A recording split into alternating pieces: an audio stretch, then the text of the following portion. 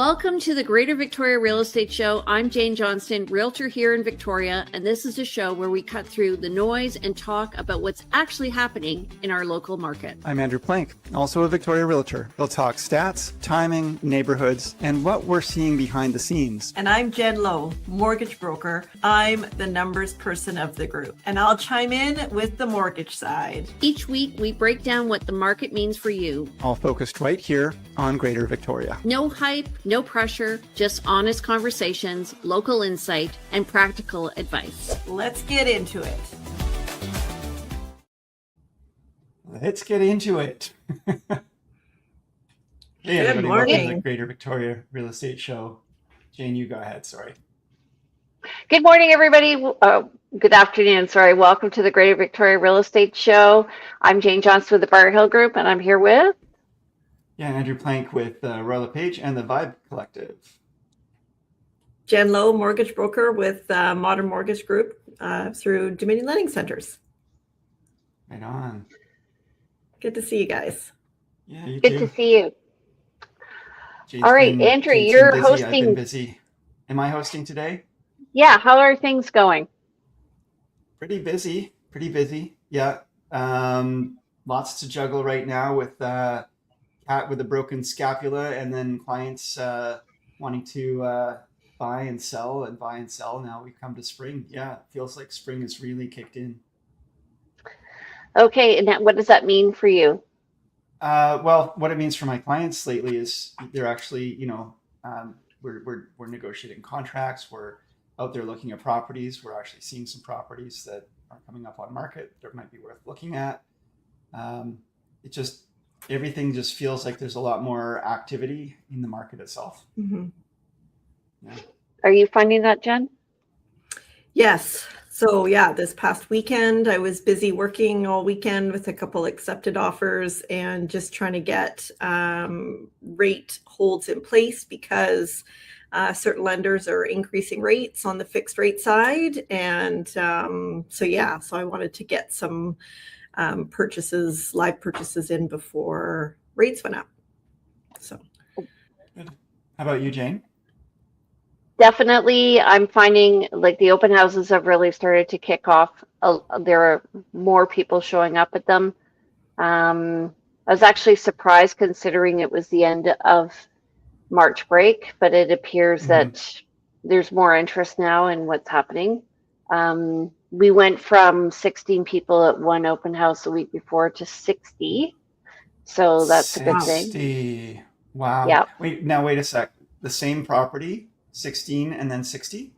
Mm-hmm. So Wow. what's the difference week to week? Was there a difference in price change? Was there anything else other than just a new week? Wow. Just a new week. Yeah. 60 people. And- I think that's a record for me. Yeah. I And think I'm I've had feeling 60 through an open. I wasn't there. It was another realtor, so that was what was Yeah. reported back to me. But I'm also feeling that people are attending open houses and calling with more intention. I'm getting calls from people out of province coming to town and stuff Mhm. like that. Yeah. Definitely the call out of the blue from past client or from someone else saying I want to do this or that is that tempo is increasing for sure. And speaking of open houses, I hosted one this weekend, and we found, and I was talking to to an agent who was the agent for some of the buyers that came through. What we're finding, and I don't know about you, Jane, but we're not getting as many showing requests on our properties, but we're getting a lot of people coming through the open houses. And I think perhaps if you plan an open house, people choose to go rather than call their agent. But it feels like open houses are being the client behavior is a little different around open houses this recent spring than maybe in years past. What do you think there?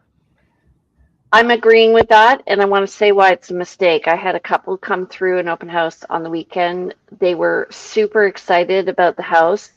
They told me who their agent was because I asked to follow up because I want to be, on the right Absolutely. side of agency. I called the agent up, and Yeah. she didn't know who they were. Right, because you didn't get their names, or you did? I did. Oh, and they still didn't. Okay, folks. So the reason for this is sometimes people think they are working with you, but maybe you've had a conversation 2 years ago, or maybe it's a friend of a friend, but You just that's haven't talked to them yet. they Yeah. haven't talked to them in so long. And so when you hear that Bob and Mary are looking, you don't necessarily connect the dots if you actually haven't spoken to them in recent times. Very frustrating. Okay. No Anyway, chance it's they made that up, eh? I don't think so. There was a lot of interest. I could tell the way they were walking around the house, and they had super cute kids. And of Mm. course, me being a, you know, former teacher, I was interacting with the kids and talking to them, and the parents. I could hear their discussion as they were walking around the house. That's the other reason why perhaps you want to go with your agent, because your agent will be able to have a private conversation with you as opposed to, having that open conversation in front of um, Well, a it's an agent listing who agent. represents the seller, right, Jen? Ken? So what would you say to a client then that, oh, well, I don't want to bother my realtor, they're busy. How would you respond to that? So I would say if you are interested in a property and you want to go see it, there's two things. First of all, you could be just house viewing. If you're house viewing and you're not interested in buying, then fill your boots and go and look at properties. But if you're house hunting, you definitely want to call your realtor up. They definitely want to know that your change in motivation has been happening and that you're more interested in actually purchasing. And so get out there and have the conversation with them, and then go and view the properties, because you can have, they will then know your feedback, and then they can look out for properties as you're going around. Yeah. So house viewing versus house hunting, it Big is really difference. important your agent knows where you're at. And there are people who are house viewing, and then they see the house, and suddenly they go from viewing to buying because they've They suddenly found it. found the one that is actually for them. But I would actually just counter, Jane, a little bit of what you said, because for me, with my clients, especially when we're new starting out and they are still viewing, maybe they have a home they need to sell and they're not actually in a position ready to buy. I still encourage that we go out and look at some properties even right now.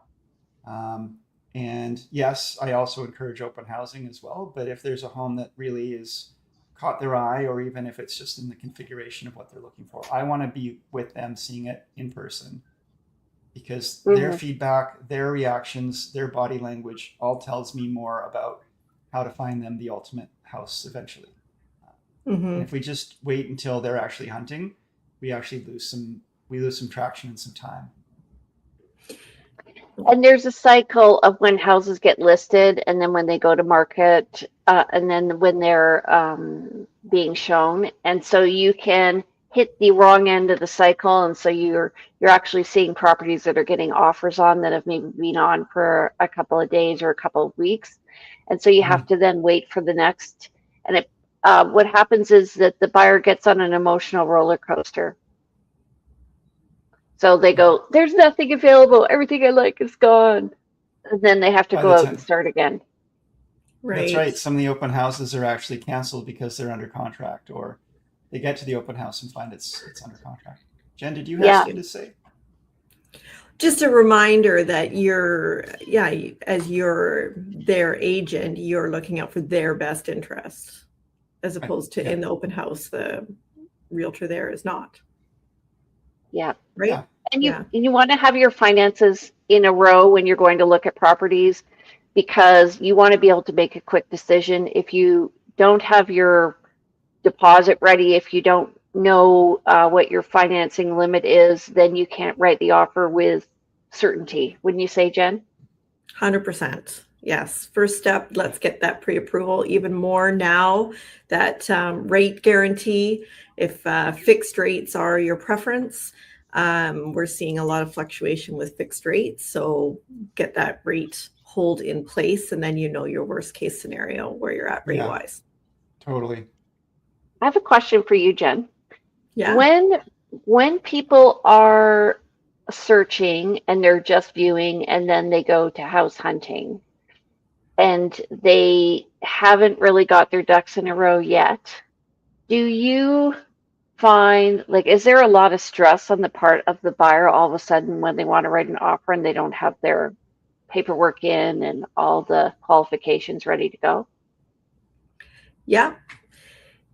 And it's a bit of a catch-22 because in order to do a pre-approval for me, how I do it is I'm doing a full credit check, which is really important. And then I'm getting the income verification documents to make sure that we're working with real numbers. And then we get that rate hold in place. That rate hold lasts 4 months. So if time has passed, which sometimes it does, I mean, or they're in that house viewing stage, right? Then, time passes. So then, unfortunately, those documents that I've obtained are now stale dated. So I do have to go back and get new documents. I make sure I let them know that the timeline for when the documents do become stale dated, so that they're aware. And, for many employees of the BC government, I mean, it's a quick, easy, you go onto your HR site and they just print off a new employment letter. So it's not that difficult, but it's definitely setting that expectation.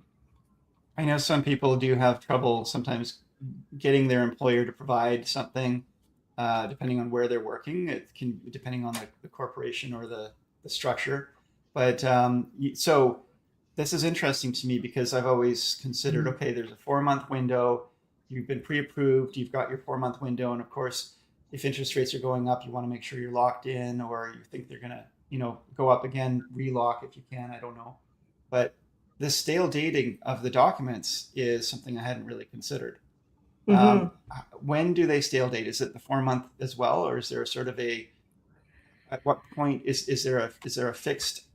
Does it depend? It depends on the type. Everything depends, right? But it depends on the type of employment. So if they're employees, pay stub is stale dated after 30 days, and employment letter is 60 days. So then we have to go back and get those documents. It's really important with employees to view that employment letter, because if an employee or like you were mentioning, like, is the employment letter on company letterhead? Does it use the word guaranteed hours or average? That's a big one. If it says an average, that causes a problem. Okay, explain the difference, please. So if it says on the employment letter, the employee works an average of 37 and a half hours a week. Right. And I have a pay stub that shows 32 hours, I have a problem. So I have to go back. So it's either what is the guarantee? Is the minimum number of hours 32, or if it's an average of 37, I need 2 years worth. So are those form letters that the employers are pulling? I've just never really noticed the nuances before. I don't see them. We don't see them on the agent side. Right. No. Usually, well, I mean, the BC government, federal government, Vancouver Island Health, I mean, they're all just, employees just literally press a button and then the employment letter is generated.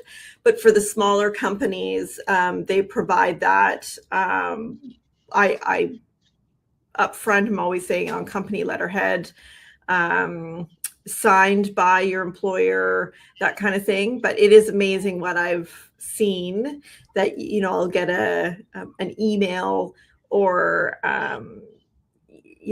all kinds of unique things. And I understand. I mean, the smaller companies, it's not something that they deal with regularly. So it usually means I just pick up the phone and I call the person that signed the letter and just explain. I think what Jane was maybe alluding to, and if not, I'm going to go there. But do you have a form letter that you share with your, you could share so that people can take to their employer? I remember when I ran my camera shop, I mean, sole proprietorship and then hiring staff. But then if the staff had come to me for a letter, I would probably craft something up, but I wouldn't know if it was meeting your requirements. And Right. so Yeah. already having the template would be really helpful. I don't have a template, but I do detail what needs to be on there. So your Okay. your tenure, your position, and what your salary structure looks like, whether it's a salary or hourly, and then whether it's guaranteed. Okay. Yeah. Okay. All right.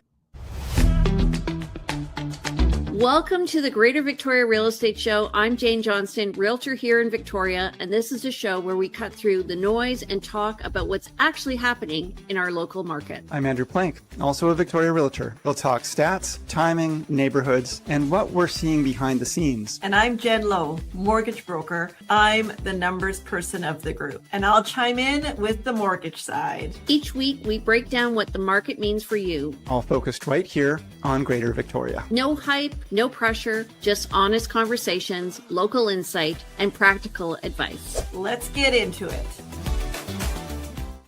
Well, that was interesting. Did you press the record or the arrow? I pressed the arrow to start playing again. Really? Yes, I did. And if I do it again, I bet we'll have this happen again. Sorry, folks. Jane paused the show. Because, Well, it was a good idea. It was a great idea. It was, the best of intentions. And here we are back. And we had a talk because we realized that we want to talk about mortgage nuances. And we don't always know what we're going to talk about.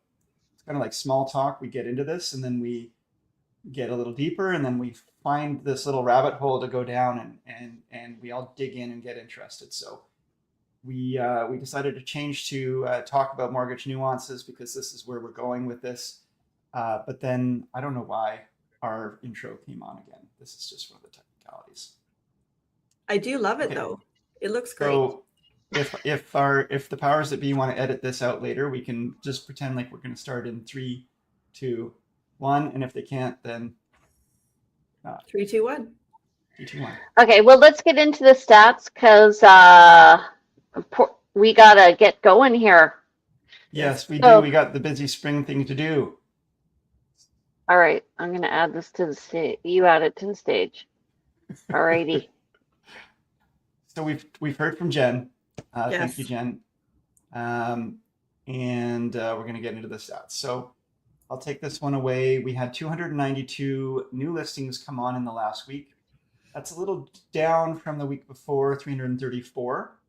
We had 136 properties go pending. Again, a little down than the week before where there was 149.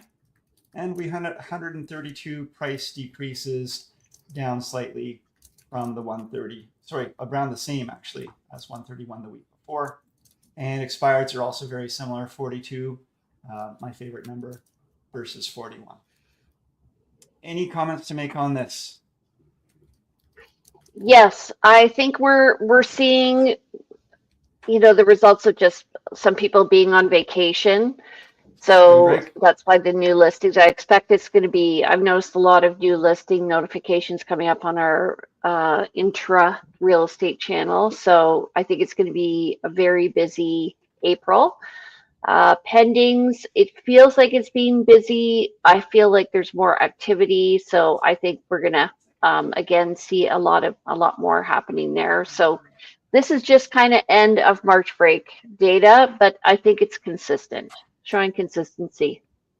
Absolutely. I think because of spring break, people do decide not to put their home on market. Why suddenly put yourself on market when you're also dealing with kids in various, activities or out of school and so forth. So spring break is often a time where it's a little slower. And then we have this week now and we have an early Easter. So I expect people are actually going to be putting off the actual listing, the actual activity until after the Easter break. And that point is when I think the floodgates open and we start to see a lot more activity. Mm-hmm. Okay, so let's just go back to what we were saying about going to viewings on your own versus going with a realtor. I think definitely go with a realtor, Right especially now, this weekend. don't go to the open houses. Yeah. I don't Yeah, think we're going to see as many open houses this weekend, honestly, just because again, it's a long weekend, but it's the holiday weekend. I tend to not do open houses on a holiday weekend if I can help it. They tend to be very, very slow. But yeah. we'll see.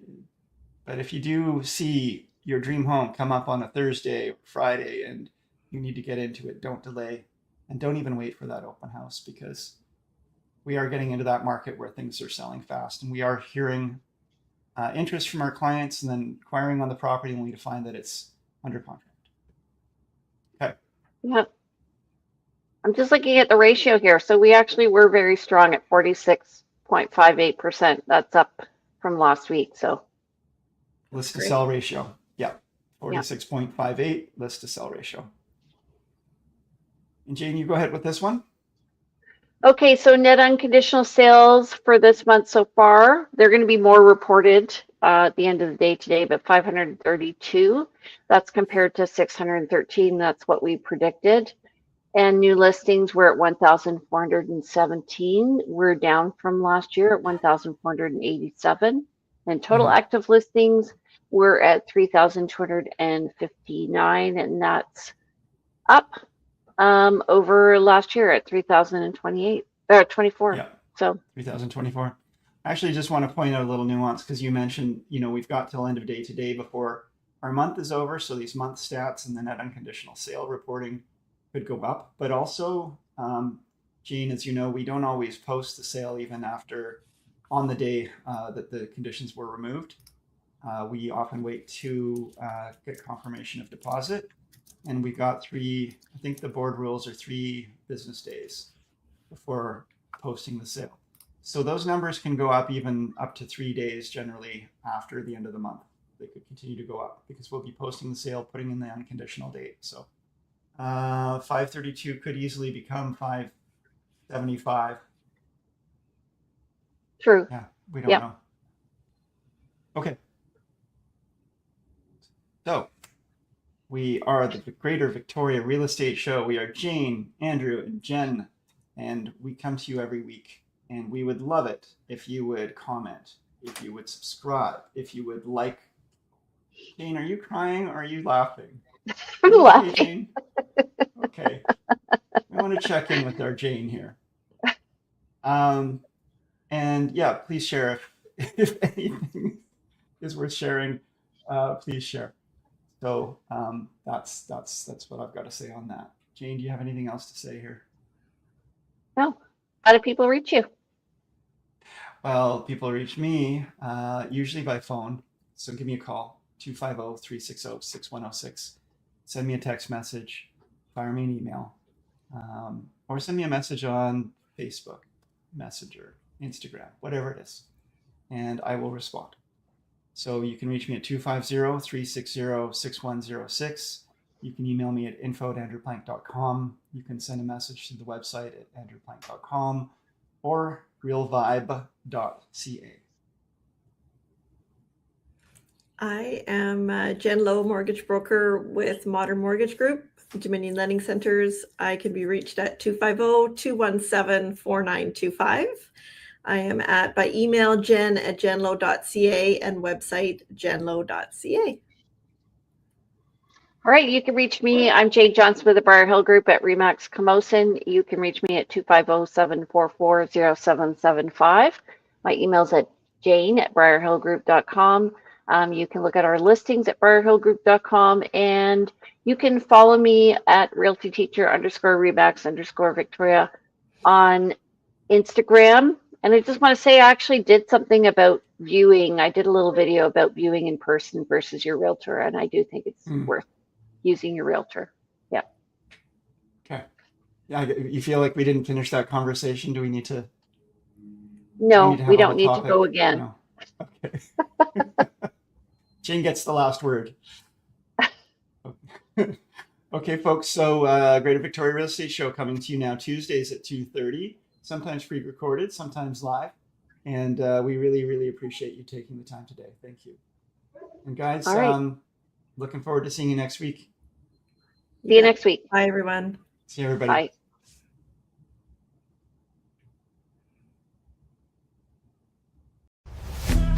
Thanks for joining us on the Greater Victoria Real Estate Show. We're here weekly, bringing you up-to-date insights on the Greater Victoria real estate market. Make sure to follow and subscribe on YouTube, Facebook, and wherever you listen to podcasts so you'll never miss an update. We'll be back next week with more clarity around what's happening and what it means for you.